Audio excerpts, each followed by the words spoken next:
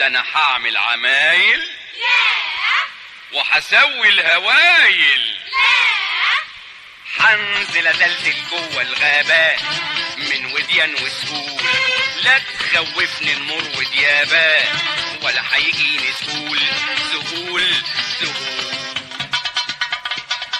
اصل الخوف من قلبي هشيله هشيله هشيله هشيله هشيله، والوحش برجليا مشيله هنشيله هنشيله هنشيله هنشيله، علشان كل الدنيا تقول عمو فؤاد عمو فؤاد عمو فؤاد رايح يصطاد، عمو فؤاد عمو فؤاد عمو فؤاد رايح يصطاد. يلا اتلموا حوالين عمو شوفوا هيعمل ايه يا ولاد، شوفوا هيعمل ايه يا ولاد. هرفع راية الخطر الحمراء وادخل في الاشغال زي ما كنت بتمشى في غمرة في اواخر شوال. اصل الخوف من قلبي هشيله هشيله هشيله هشيله هشيله، والوحش برجليا مشيله هنشيله هنشيله هنشيله هنشيله. رايح تعمل كده ليه؟ رايح اقدم لكم بصورة منصورة بالصوت والصورة عن حيوان كلكم عارفينه اوصفوا لكم مشهورة. الحيوان ده يطلع ايه؟ ده سؤال انتوا تجاوبوا عليه، وانا نجاوب يحصل ايه؟ الفايز منكم والفايزة في الاخر راح ياخد جايزة جايزة جايزة جايزة جايزة. قلتم ايه قلتم ايه قلتم ايه؟ عمو فؤاد عمو فؤاد عمو فؤاد رايح يصطاد، عمو فؤاد عمو فؤاد عمو فؤاد رايح يصطاد. يلا اتلموا حوالين عمو شوفوا هيعمل ايه اتلموا يا يا ولاد. ولاد، شوفوا هيعمل ايه يا ولاد. ده انا هعمل عمو فؤاد عمو فؤاد رايح يصطاد، عمو فؤاد عمو فؤاد عمو فؤاد رايح يصطاد. يلا اتلموا حوالين عمو شوفوا هيعمل ايه يا ولاد، شوفوا هيعمل ايه انا يا هعمل ولاد. عمايل عمو فؤاد تجنن. عمو فؤاد عمو فؤاد رايح يصطاد، ايوه عمو فؤاد عمو فؤاد عمو فؤاد رايح يصطاد.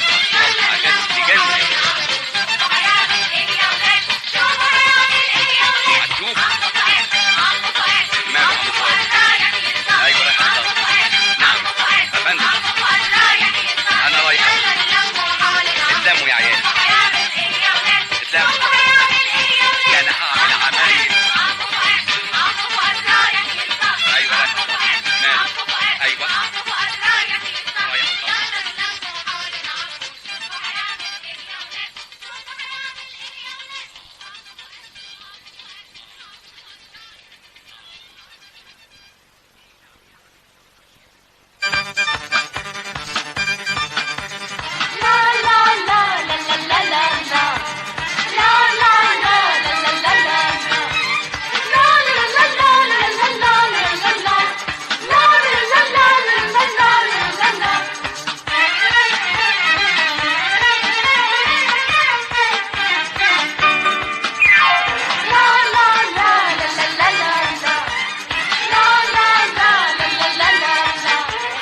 يلا بينا يلا نلم بعض شلة ونطير سوا سوا، سوا سوا عصافير صغيرين نروح شمال ويمين ونرفرف في الهوا.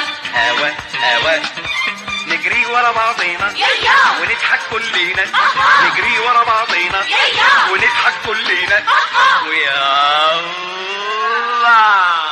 يلا بينا يلا نلم بعض شلة ونطير سوا سوا، سوا سوا عصافير صغيرين نروح شمال ويمين ونرفرف في الهوا.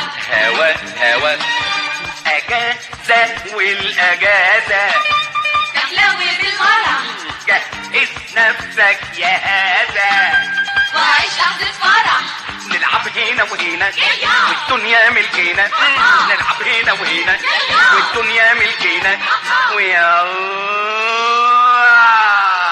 يلا بينا يلا نلم بعض شلة يلا. ونطير سوا سوا، سوا سوا عصافير صغيرين نروح شمال ويمين أها. ونرفرف في الهوا. هوا هوا يا جو حلوي لينا يا شمس صحصحي تعالي ونسينا اياك تروحي يا وحلوي لينا ويا شمس صحصاحي. تعالي ونسينا اياك تروحي ويا فرحة تبسمي وعلينا تقسمي ويا فرحة تبسمي وعلينا تقسمي ويا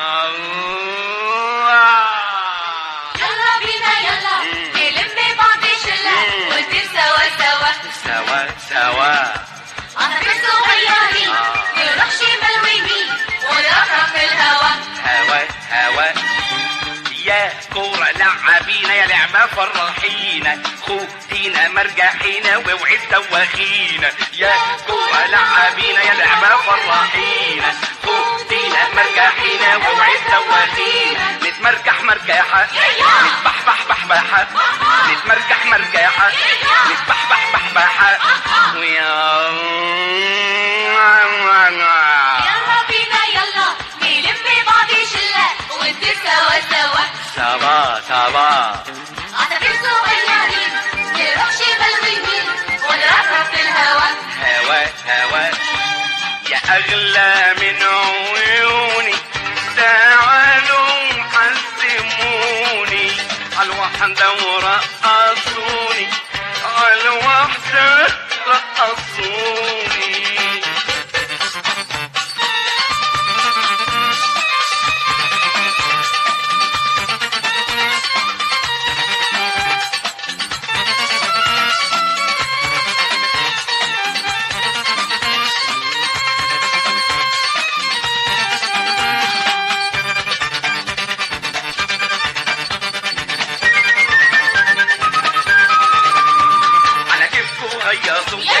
ولفوا وارقصوا على كيفكوا هيصوا ولفوا وارقصوا ويا بينا يلا يلا بعض شلة ونطير سوا سوا سوا سوا. عصافير صغيرين نروح شمال ويمين ونرفرف في الهوا هوا هوا. يلا بينا يلا نلم بعض شلة ونطير سوا سوا سوا سوا. عصافير صغيرين نروح شمال ويمين ونرفرف في الهوا هوا هوا. يلا بينا يلا نلم بعض شلة ونطير سوا سوا سوا سوا. عصافير صغيرين عصافير نروح شمال ويمين نروح ونرفرف في الهوا هوا هوا. يلا بينا يلا بينا. نلم بعض شلة نلم. ونطير سوا سوا سوا سوا. عصافير صغيرين عصافير نروح شمال ويمين نروح ونرفرف في الهوا هوا هوا. يلا بينا يلا نلم بعض شلة ونطير سوا سوا سوا سوا. عصافير عصافير صغيرين صغيرين نروح شمال ويمين ونرفرف في الهوا هوا هوا. يلا بينا يلا نلم بعض شلة ونروح سوا سوا عصافير صغيرين نروح شمال ويمين ونرفرف في الهوا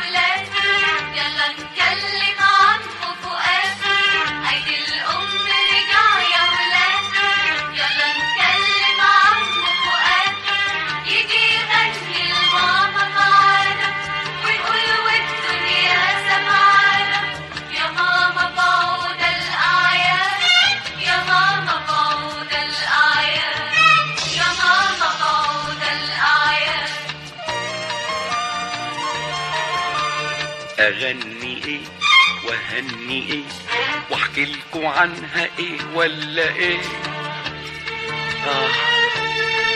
دي نقطة واحدة من حب ماما تكفي عمري وتفيض عليه. غني الماما يا عم فؤاد، خلي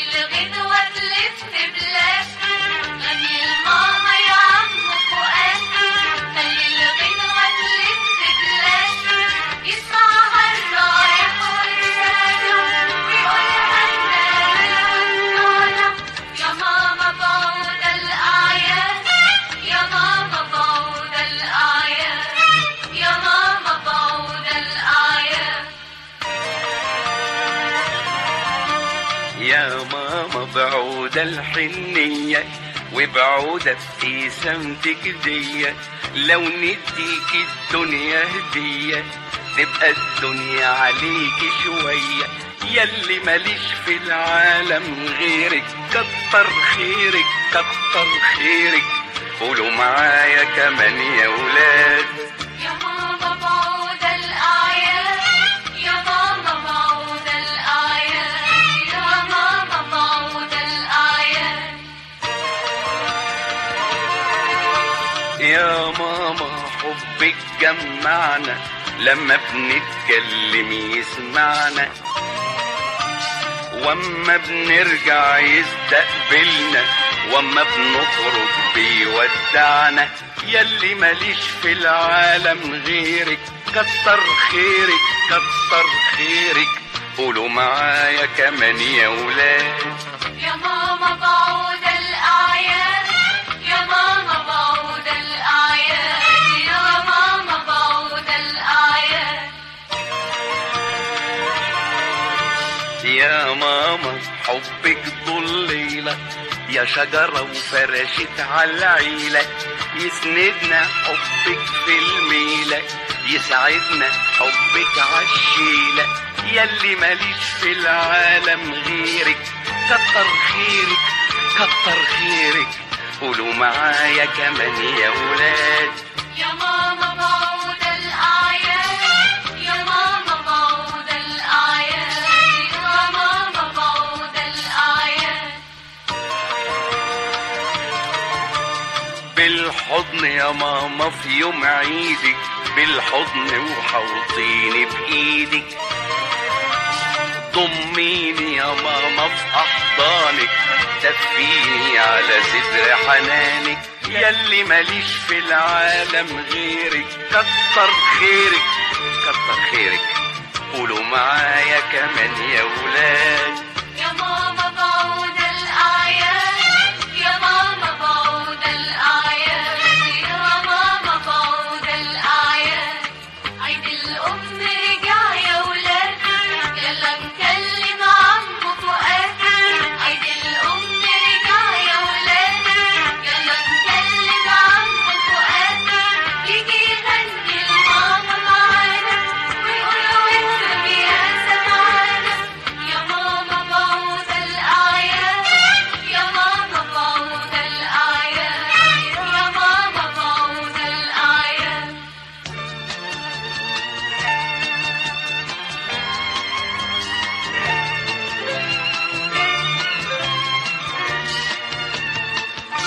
أغني إيه وهني إيه واحكي لكم عنها إيه ولا إيه، دي نقطة واحدة من حب ماما تكفي عمري، تكفي عمري وتفيض عليه.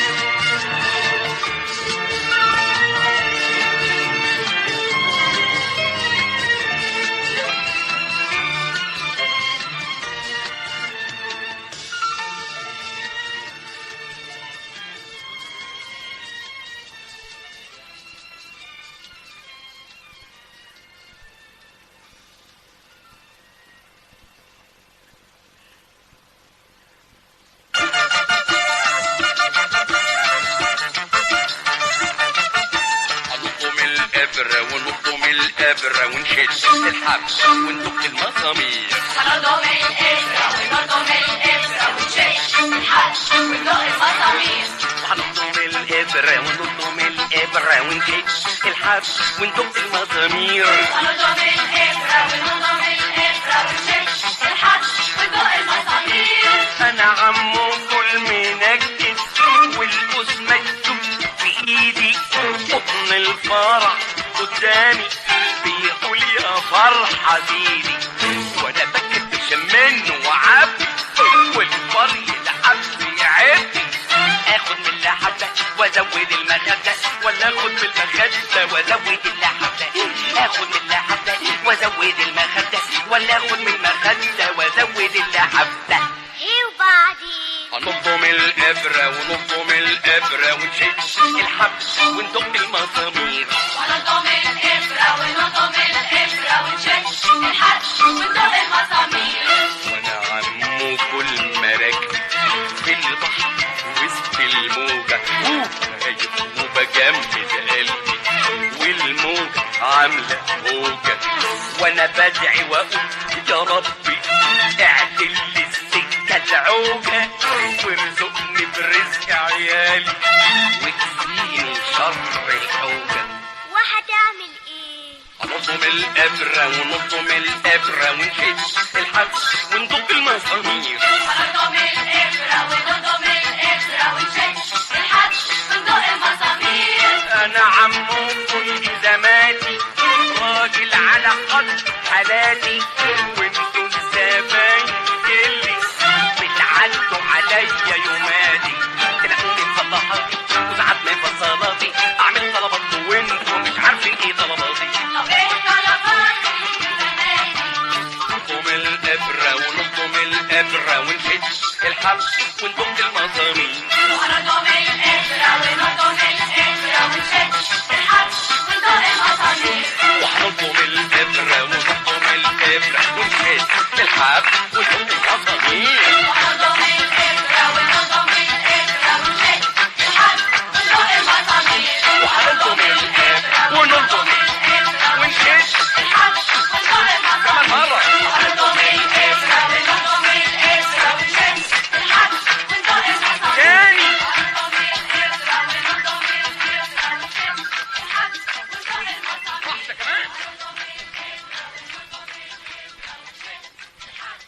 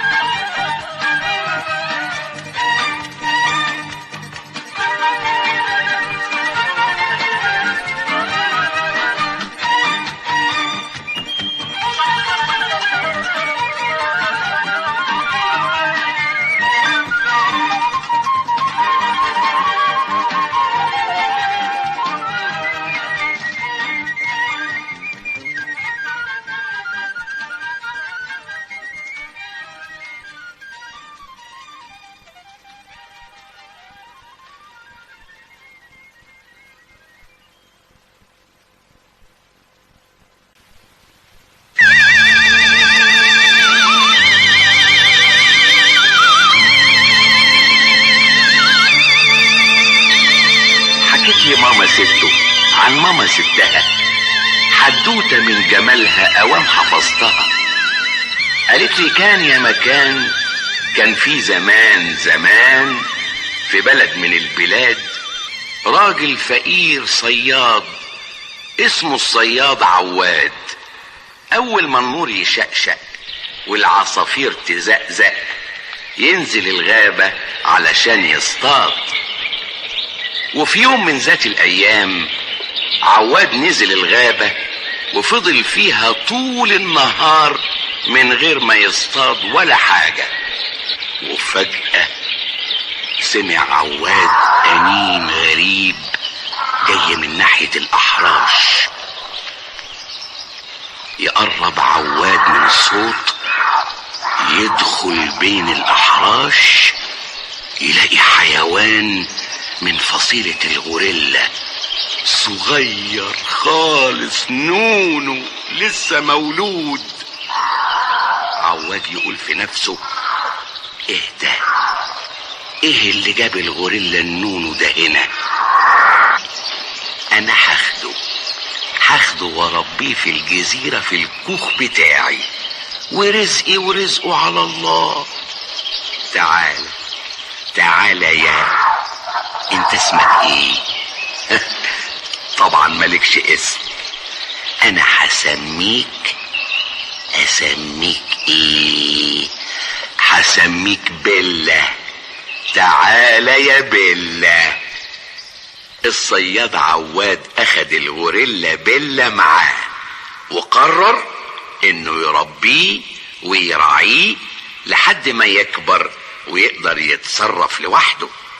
ولان بيلا كان ظريف وبيعمل حركات لطيفة ابتدى عواد يحبه ويجيب له الفاكهة علشان ياكل ويشيله على صدره ويغني له بلا بلا برليلة، راسك قد القلقيلة والمناخير فطسة وعلى جبينك بقليلة، بلا بلا برليلة. ويغني عواد الصياد ويضحك بفرحة وسعادة، وبيلا الغوريلا مش فاهم الكلام ولا الغنى، بس حاسس بالفرحة في عينين صاحبه الصياد عواد. يفرح بيلا، ينط يفط يهلل ويسقف ويدور ويدبدب على الارض برجليه ويضرب على صدره بايديه ويضحك عواد. وتمر الايام وعواد سعيد بصداقته لبيلا ورعايته ليه. بس في حاجة خلت عواد قلقان شوية. عواد بيقول ان بيلا من نوع غير عادي من انواع الغوريلا، وعواد صياد عايش عمره كله مع الحيوانات وعارفها كويس، عشان كده بيأكد ان بيلا مش ممكن يكون غوريلا عادي، مش ممكن ابدا. ليه يا عواد؟ لان بيلا بيكبر بسرعة مخيفة وبيزيد في الحجم بشكل مهول. مثلا عمره دلوقتي 2 شهر، لكن بصوا شوفوا دراعه يجي 2 متر وزيادة، ولا صدره اللي بقى عامل زي العتبة بتاعت البيت، ولا رجله اللي قد الشجرة، وكل ده كله وعمره يا دوب 2 شهر. طب وبعدين في حاجة تانية مخوفاني منه، قوته الرهيبة. ده عنده قوة خارقة للعادة زي ما بيقولوا. انا بصراحة خايف منه وناوي اتخلص منه بأي طريقة. ايه؟ تتخلص من بيلا؟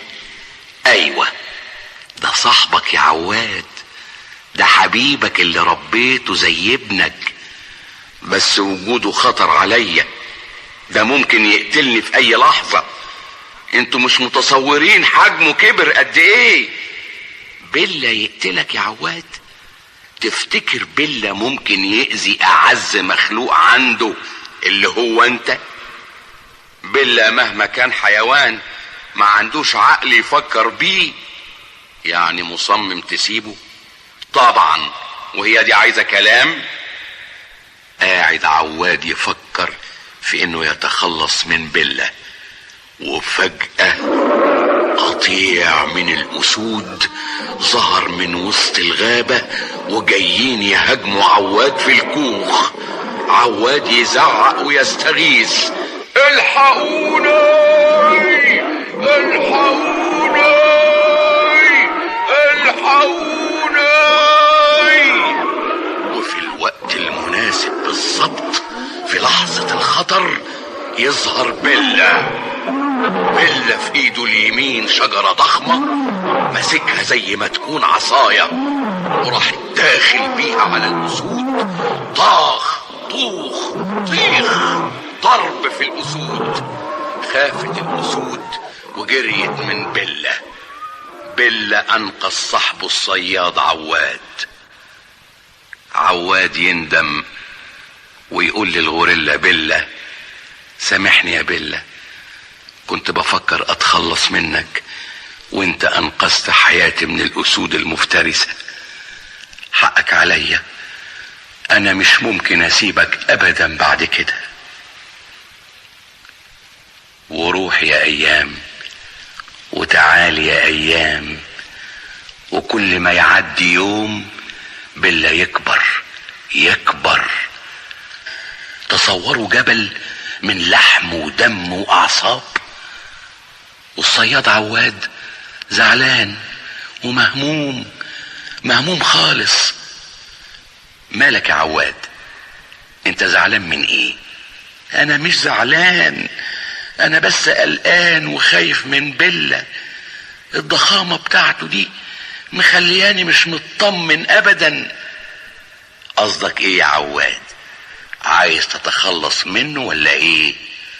بصراحة ايوه، بس ده انقذ حياتك يا عواد. مش فاكر يوم الاسود ما هجمت عليك؟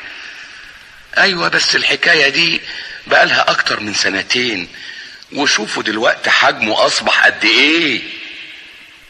وقبل عواد ما يكمل كلامه قامت العاصفة، عاصفة شديدة جدا كسرت الشجر، هدمت الاكواخ. كل الاكواخ اللي في الجزيرة اتهدت ووقعت الا كوخ عواد يستغرب ويقول: ايه الحكاية؟ اشمعنى الكوخ بتاعي ثابت في مكانه والعاصفة ما اثرتش فيه؟ وتهدى العاصفة، يطلع عواد من الكوخ ويبص يلاقي بلة ساند بايديه على الكوخ، ويفهم ان لولا بلة كان الكوخ اتهد واتفتفت فتافيت. شفت يا عواد؟ ادي بلة اللي كنت بتفكر تتخلص منه، دافع عنك وعن كوخك، ووقف في وش العاصفة وطلع اقوى منها وحماك من شرها. ويجري عواد ويحضن رجل بلة ويشكره ويقول له: يا حبيبي يا بلة، دي تاني مرة تنقذني من الهلاك، انا مش ممكن اتخلى عنك ابدا. ايه ده يا خبر؟ انت متعور، صباعك اتجرح من الشجرة اللي وقعت عليه. دخل عواد الكوخ، جهز القطن والشاش، وخد ازازة الميكروكروم وطلع لبلة. بلة، مد صباعك يا بلة. لا مش ده، مد صباعك المجروح مش السليم. ايوه ده. استنى ما تخافش، انا هعالجك علشان صباعك يخف بسرعة. اسكت خالص ولا حركة، انا دلوقتي الطبيب وانت المريض، والغوريلا الشاطر لازم يستسلم للطبيب بتاعه، يسيب له نفسه خالص علشان هو اللي هيعالجه. بس خلاص، اديني حطيت لك الميكروكروم علشان يمنع تلوث الجرح وعلشان ينشف بسرعة. فين رباط الشاش؟ اهو. اقف كويس بقى علشان اربط لك صباعك كويس. يلا يا سيدي، بالشفا ان شاء الله. بيلا رفع صباعه قدام عينيه وفضل يبصله ويتفرج على الشيء الغريب ده اللي هو رباط الشاش اللي عمله له عواد. بيلا سعيد جدا، فرحان بصاحبه عواد اللي اهتم بيه وربط له الجرح.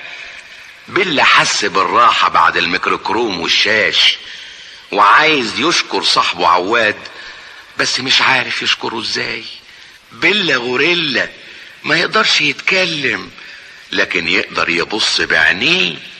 ولو ترجمنا نظرات بيلا لعواد نلاقيه بيقول بعينيه: اشكرك يا صاحبي الطيب اللي اهتميت بيا وبجرحي، اشكرك من كل قلبي ومشاعري، واوعدك باني هفضل جنبك واحميك من اي اذى او اي شر يقرب منك. عواد، مالك يا عواد؟ متضايق جدا طبعا، قلقان قلق فظيع من بيلا وحجمه الرهيب ده خطر عليا يا ناس. قصدك ايه بالظبط؟ بتفكر تتخلص منه مش كده؟ طبعا لازم اتخلص منه، انا اتخذت قراري بكده وخلاص. وقبل عواد ما يكمل كلامه انفجر بركان الجزيرة. انفجر البركان، ابشع منظر تشوفه عين انسان.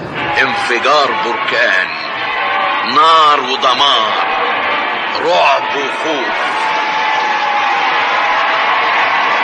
البركان من جوه بيغلي وبيطوح الاحجار النارية الرهيبة. الحمم البركانية اللي نازلة في البحر ونازلة على ارض الجزيرة يمين وشمال، ورا وقدام وفي كل مكان. الناس بتجري وتصرخ، الاطفال المساكين خايفين، الحيوانات مذعورة. قطعان الغزال، الحمار الوحشي، قطعان الفيلة، الفيل الصغير بيجري ورا امه مفزوع. القرود شايلين ولادهم وبيصرخوا وبيجروا، كله بيجري، كله عايز يحدف نفسه في المية. والبركان مستمر في الانفجار. الاحجار النارية الضخمة نازلة في المية، الامواج بقت قد الجبال، مية البحر بتغلي بتفور. لما انفجر البركان عمل زلزال، ارض الجزيرة انشقت نصين، والناس المذعورة والحيوانات المفزوعة يجروا ويقعوا في الشق بتاع الجزيرة اللي انشقت نصين. رعد، برد، رياح، عواصف، دوران الموج، والمية اللي بتغلي في قلب البحر، والناس الخايفين والحيوانات المرعوبة. الشجر بيتكسر، الاكواخ بتتخلع من مكانها وتطير وتتحطم. مطر لونه اسود فظيع وكبير، حبة المطر يمكن قد البلية وزيادة. وفي وسط ده كله، في وسط الهلاك ده، الغوريلا بيلا واقف زي الجبل وعينيه بتتلفت شمال ويمين، بيدور على عواد صاحبه الانسان اللي عمل فيه المعروف وعالج له صباعه المجروح. بيلا عايز يكون اقوى من البركان وينقذ عواد من خطر الهلاك اللي عمله البركان. بيلا يبص يمين وشمال وفي كل اتجاه، فين عواد؟ فين عواد؟ بيلا يلمح عواد في قلب المية. بيلا يجري ينط في المية، يطبش برجليه ويضرب بايديه ويحاول ويقدر يلحق عواد قبل ما يغرق. بيلا يمد ايده ويمسك عواد من وسطه ويرفعه لفوق علشان يحميه من الغرق. المية غطت رجلين بيلا، غطت وسطه، صدره. بيلا ناسي نفسه، ناسي كل حاجة، مش فاكر غير عواد ولا بيفكر في حاجة غير انقاذ عواد. مية البحر بتعلى، بتطلع لفوق، وكل ما تعلى المية كل ما بيلا يمد ايده لفوق ويرفع عواد لفوق. المية غطت اكتاف بيلا، رقبته وصلت لحد دقنه مناخيره. المية دخلت زي الشلال جوه فتحات الانف بتاعت بيلا. يعافر يرفص يحاول يمد ايده لفوق اكتر واكتر ويرفع عواد لفوق اكتر واكتر، والمية بتعلى. المية غطت عينين بيلا، راس بيلا، المية غطت كل بيلا الا ايد بيلا اللي فيها عواد. والمية بتعلى وبيلا لسه بيحاول بيرفع ايده اللي فيها عواد لفوق، يمدها ويشدها ويرفعها لفوق على قد ما يقدر واكتر مما يقدر. المية بتعلى. يا خبر، المية غطت كوع بيلا الممدود لفوق وماسك عواد، والمية بتعلى اكتر. وصلت المية لحد معصم الايد تحت الكف اللي ماسك عواد، وعواد خايف. المية قربت توصله. عواد بيتشعبط ويمسك بايديه في رباط الشاش اللي ربطه على صباع بيلا اللي اتجرح اول امبارح. دلوقتي لو بصينا ما نلاقيش بيلا، ما نلاقيش غير بس صوابع ايد كبيرة جدا ماسكين الصياد عواد علشان ينجوه من الغرق، ونلاقي منهم صباع مربوط بالشاش متعلق فيه عواد. عواد خايف بيبص من فوق يمين وشمال يلاقي اي حاجة تنقذه. يلاقي جذع شجرة ضخم عايم على وش المية. عواد يطبطب بايده على صوابع بيلا وكأنه بيقول له سيبني يا بيلا بسرعة، انا لقيت حاجة تنقذني من الغرق، سيبني بسرعة يا بيلا. بيلا يفتح صوابعه، عواد ينزل متشعبط على الرباط لحد ما يوصل لجذع الشجرة، يحضن الشجرة ويعوم عليها ويتحرك بعيد شوية عن المكان اللي فيه بيلا.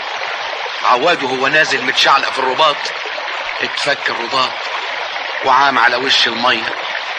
عواد على جذع الشجرة بيعوم. عواد هو الوحيد من كل اهل الجزيرة اللي نجا من الغرق.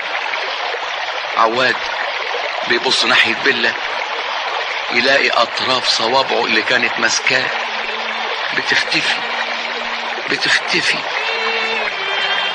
المية غطت كل بيلا. دلوقتي مفيش بيلا، مفيش غير رباط شاش مفكوك وعايم على وش المية. ويبص عواد يلاقي نفسه بيقول بيلا برليلة، راسك قد القليل والمناخير فطسة وعلى جبينك بقليلة، بيلا برليلة.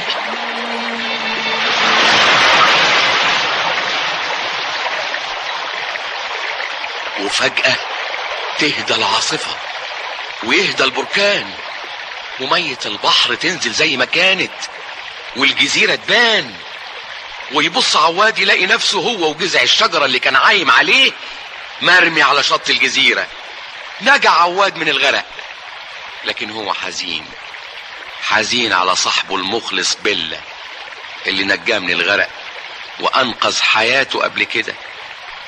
ويبص عواد حواليه وتكون المفاجأة ويصرخ عواد بفرحة بيلا اهو، الحمد لله انه مغرقش يا حبيبي يا بيلا. ويجري عواد يجري يلاقي بيلا بحجمه الضخم الكبير جدا مرمي على شاطئ الجزيرة زي ما يكون نايم من التعب. ويقرب عواد من بيلا انت نايم، اصحى يا بيلا. عواد يقرب من بيلا اكتر، يميل عليه ويخلي ودنه على قلب بيلا عايز يطمن عليه.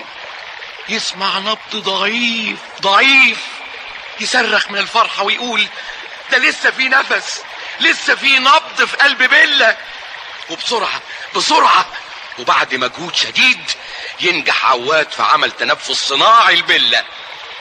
بيلا يفتح عينيه وحبة بحبة يتحرك وبصعوبة يقف على رجليه وياخد نفس طويل يملى صدره بالاكسجين، يحس بالراحة ويبص حواليه يلاقي عواد قدامه يبتسم ودموع الفرح في عينيه، ويفهم بيلا الغوريلا ان عواد الانسان ردله الجميل وانقذ حياته بالتنفس الصناعي اللي عملهوله. ويبص بيلا بحنان لعواد وكأنه بيقول له اشكرك اشكرك اشكرك لانك انقذت حياتي. ويضحك عواد ويقول لا شكر على واجب يا سيبيلا، ده انت اللي تشكر لانك سبقتني وانقذت حياتي اكتر من مرة، وخصوصا مرة البركان الرهيبة. ويضحك عواد ويفرح بيلا، ينط ويفط ويسقف بايديه على صدره الضخم ويغني عواد بيلا بيلا بريليلا، راسك قد القلقيلة والمناخير فطسة فطسة وعلى جبينك بقليلة.